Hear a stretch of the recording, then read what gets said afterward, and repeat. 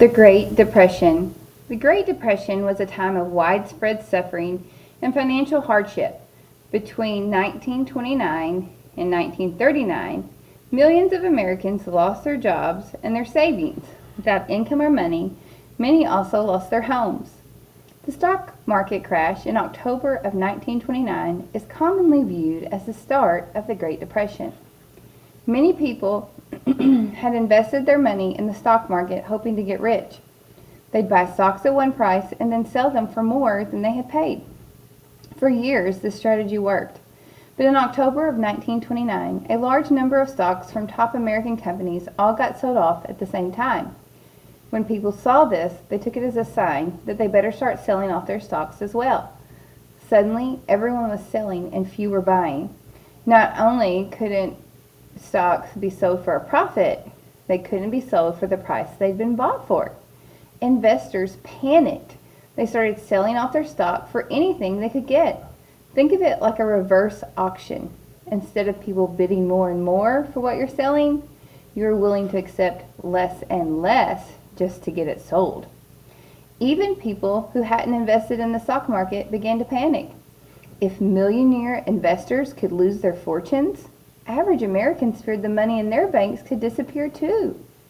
People lined up to withdraw their money from their banks. But a bank isn't like a safe.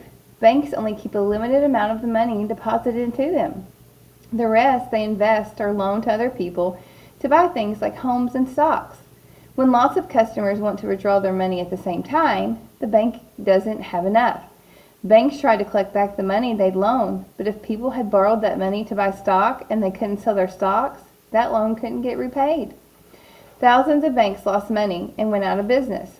People who had their life savings in these banks never got their money. The prices of products from groceries to automobiles dropped. On the surface, this sounds good because now everything is more affordable.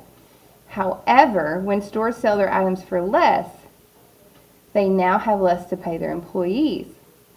Many times, employees would either lose their jobs or take a large cut in pay. These employees then had less money to spend at other stores. They didn't have enough money to pay their bills or pay back their loans. Daily life was a struggle for millions of Americans. Many blame President Herbert Hoover for the country's poverty, unemployment, hunger, and homelessness. In 1933, they voted out Herbert Hoover and elected a new president, Franklin Delano Roosevelt.